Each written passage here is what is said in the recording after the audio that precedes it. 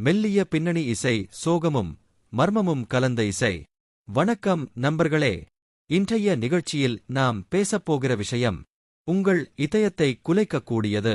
ஏன் ஒரு பெண் விதவை ஆகிறாள்? அது ஒரு சாபமா, கர்ம விளைவா, அல்லது சமூகம் உருவாக்கிய ஒரு கதைதானா? நாம் எல்லோரும் நம் வாழ்க்கையில் ஒரு விதவை பெண்ணைக் கண்டிருக்கிறோம். அவள் கணவர் இறந்த பெண். சிலர் அவளை ஒரு சோகக் கதையின் சின்னமாகக் காண்கிறார்கள். சிலர் அவளை ஒரு அசுபமான உருவமாகக் காண்கிறார்கள். ஆனால் உண்மையில் அந்த பெண்ணின் வாழ்க்கை இப்படி விதவை என்ற சொல்லோடு மாறிப்போகிறது என்பதை இன்றைய நிகழ்ச்சியில் நாமும் சேர்ந்து உணரப்போகிறோம். இசை ஆழமாகும். முதலில் ஒரு பழைய கிராமக் கதையை கேளுங்கள். மஞ்சள் பசுமை நிறைந்த ஒரு கிராமத்தில் மீனாட்சி என்ற பெண் வாழ்ந்தாள். அவள் கணவர் சிவசுப்பிரமணியம் கிராமத்தில் நல்லவன், உழைப்பாளி. ஆனால் திருமணமாகி 3 ஆண்டுகள் கூட ஆகவில்லை. ஒரு விபத்தில் அவன் உயிரிழந்தான். அந்த நாள் முதல் மீனாட்சிக்கு உலகமே மாறிப்போனது. அவள் மீனாட்சி அல்ல, விதவை என்று அழைக்கப்படும் ஒரு பெயர் மட்டுமே. நண்பர்களே, கேள்வி என்னவென்றால், ஏன் அவள் விதவை ஆனாள்? இது அவள் பாவத்திற்கான தண்டனையா, அல்லது கணவரின் கர்மப் பழிவிளைவா? இல்லை, இது வாழ்க்கையின் இயற்கையான ஓர் அலைவா? இசை மெல்ல சிந்தனையாக மாறும். ஆன்மீகத்தில் சொல்வார்கள், ஒவ்வொரு உயிரும் இந்த உலகிற்கு வரும்போது தனது கடந்த பிறவியின் கர்மையை சுமந்து வருகிறதாம். ஒரு பெண் விதவை ஆகிறாள் என்றால் அவளின் கணவரின் ஆயுள் இவ்வளவுதான் என்ற முடிவே 300 பிறவியில் எழுதப்பட்டிருக்கிறது. அதை அவள் தவிர்க்க முடியாது. ஆனால் சமூகம் என்ன செய்கிறது? அவளை குற்றவாளியாக்குகிறது. இவள் சாபக்காரி, கணவரை சாப்பிட்டு விட்டாள் என்று மொழிகிறார்கள்.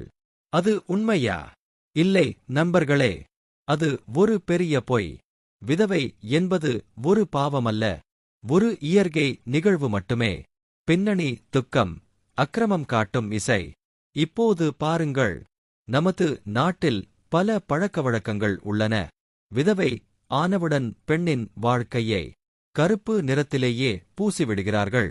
அவளுக்கு பசும் நிறப்புடவை அணியக்கூடாது, சந்தோஷம் காணக்கூடாது. சில இடங்களில் அவளுக்கு திருவிழாக்களிலும் பங்கேற்க விடுவதில்லை. இந்த அநீதி யாரால் உருவாக்கப்பட்டது? மனிதர்களால், சமூகத்தால். ஆனால் வேதங்களில் எங்கும் விதவை பெண்களைத் தாழ்வாகக் காண வேண்டும் என்று சொல்லப்படவில்லை. மாறாக அவர்களுக்கு பாதுகாப்பும் மரியாதையும் கொடுக்க வேண்டும் என்று சொல்லப்படுகிறது. இசை சிறிது நம்பிக்கை தரும் சுருதியில் மாறும். இப்போது இன்னொரு கதை. சுந்தரி என்ற பெண், தனது கணவரை இழந்த பெண். விதவை என்பதை சாபமாக நினைக்கவில்லை. அவள் கல்வி கற்றாள், வேலை செய்து நின்றாள். மற்ற விதவைகள் அனைவருக்கும் உதவத் தொடங்கினாள்.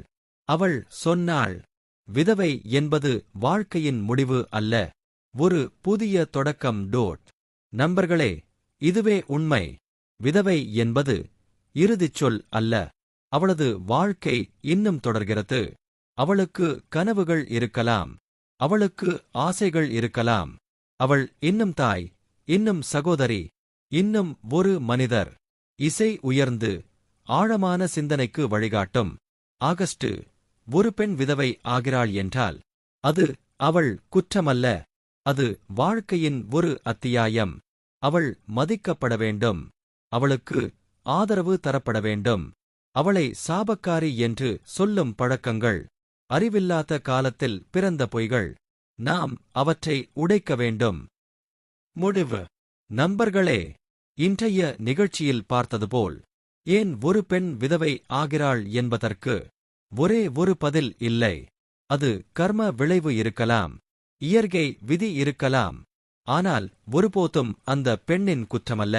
எனவே நாம் ஒவ்வொருவரும் அந்த பெண்களை மரியாதையுடன் அணுக வேண்டும்.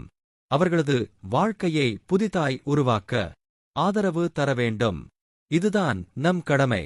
பின்னணி இசை, மர்மமும் சோகமும் கலந்த இசை. நண்பர்களே, நாம் கடந்த பகுதியில் பார்த்தோம், விதவை என்பது ஒரு பெண்ணின் குற்றமல்ல, அது வாழ்க்கையின் ஒரு அத்தியாயம் மட்டுமே. இப்போது இன்னொரு சுவாரஸ்யமான விஷயத்திற்குள் போவோம். பண்டைய காலத்தில் சில சமுதாயங்களில் ஒரு பெண் விதவையானால் அவளை சதி செய்ய வைத்தார்கள். அவள் உயிரோடு கணவரின் சுடுகாட்டில் எரிக்கப்படுவாள்.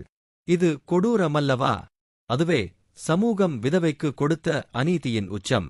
ஆனால் பாருங்கள், பின்னர் இந்த சதி முறையை சமூக சீர்திருத்தவாதிகள் ஒழித்தனர். அவைகளில் பெரிய பெயர் ராஜா ராம்மோகன் ராய். அவரது போராட்டம் காரணமாக இன்று விதவைகள் உயிரோடு இருக்கிறார்கள். இல்லையெனில் இன்று கூட பல பெண்களின் உயிர் சாம்பலாகி இருப்பது நிச்சயம். இசை மெல்ல உணர்ச்சிகரமாக மாறும். இப்போது நண்பர்களே, ஒரு விதவை பெண்ணின் உள்ளுணர்வை சிந்தித்துப் பாருங்கள். அவள் கணவரின் மரணத்தால் மட்டும் சோகமடைந்ததல்ல, சமூகம் கொடுக்கும் பார்வையாலும் அவள் உடைந்து போகிறாள். கணவரில்லாதவள் என்று சொல்வதே ஒரு சுமையாக மாறிவிடுகிறது. ஆனால் உண்மையில் அவளும் ஒரு உயிருள்ள மனிதர். அவளுக்கும் உணர்ச்சி இருக்கிறது. அவளுக்கும் சிரிக்க உரிமை இருக்கிறது. இசை மெதுவாக நம்பிக்கை தரும். இங்கே இன்னொரு கதை. கிருஷ்ணவேணி என்ற பெண் விதவை ஆன பிறகு அவளது குடும்பம் அவளை புறக்கணித்தது. திருவிழாவில் கூட பங்கேற்க அனுமதிக்கவில்லை.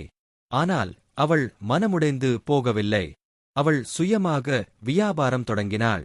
இன்று அவள் கிராமத்தில் மற்ற பெண்களுக்கு வேலை கொடுக்கிறாள். அவள் சொல்வது, நான் விதவை ஆனேன், ஆனால் நான் விதியால் தோற்கவில்லை. என் வாழ்க்கையை நான் வென்றுவிட்டேன் டூட். இதுதான் உண்மை நண்பர்களே. விதவை என்பது ஒரு சாபமல்ல, ஒரு சவால்தான். அந்த சவாலை எடுத்து வாழ்ந்தால் அவள் அனைவருக்கும் உத்வேகம் தரும் வீரங்கனை ஆகிறாள். பின்னணி இசை ஆழமான ஆன்மீகத் தாளம். இப்போது மதக்கண்ணோட்டத்தில் பார்ப்போம். பகவத்கீதையில் சொல்வார்கள், உயிரின் மரணம், பிறப்பு, அவை அனைத்தும் ஆன்மாவின் பயணம் மட்டுமே. உடல் அழிந்தாலும் ஆன்மா அழியாது. ஆகஸ்ட் கணவர் இறந்தால் அவளது வாழ்க்கை முடிந்து விடவில்லை. ஆன்மா இன்னும் பயணம் செய்கிறது. அவளுக்கும் தனது பயணம் தொடர வேண்டியதுதான். வேதங்களில், உபநிஷதங்களில் விதவை பெண்களை பாதுகாக்க வேண்டும் என்று பல இடங்களில் சொன்னிருக்கிறார்கள். ஆனால் நாம் சமூக கதைகளால் அந்த உண்மையை மறந்துவிட்டோம். இசை மெதுவாக உச்சம் பெறும். நண்பர்களே, விதவை என்பதற்கான காரணம் கர்மமும் இருக்கலாம், விதியும் இருக்கலாம். ஆனால் ஒரு விஷயம் மட்டும் நிச்சயம், அது பெண்ணின் குற்றமல்ல. அவளை சாபம் என்று கூறுவதே நம் அறியாமையின் விளைவு. ஆகையால் நாம் அனைவரும் இந்த பழைய மூட நம்பிக்கைகளை உடைத்து விதவை பெண்களுக்கு மரியாதையும் ஆதரவையும் தர வேண்டும். அவர்கள் வாழ்வை புதிதாய் கட்டியெழுப்ப நாம் பக்கத்தில் நிற்க வேண்டும். அப்போதுதான் சமூகம் உண்மையிலேயே முன்னேறுகிறது. இறுதி இசை மெதுவாக அடங்கும். நண்பர்களே, இன்றைய பயணத்தில் நாம் பார்த்தோம், ஏன் ஒரு பெண் விதவை ஆகிறாள். அவள் சந்திக்கும் துன்பங்கள், சமூகத்தின் அநீதி. ஆனால் அதே சமயம் அவள் வாழ்க்கையை வெற்றியாக மாற்றும் கதைகளையும். எனவே நாம் ஒவ்வொருவரும் விதவைகளை குற்றவாளியாக அல்ல, வீர பெண்களாகப் பார்க்க வேண்டும். இதுவே உண்மை. இதுவே நம் கடமை.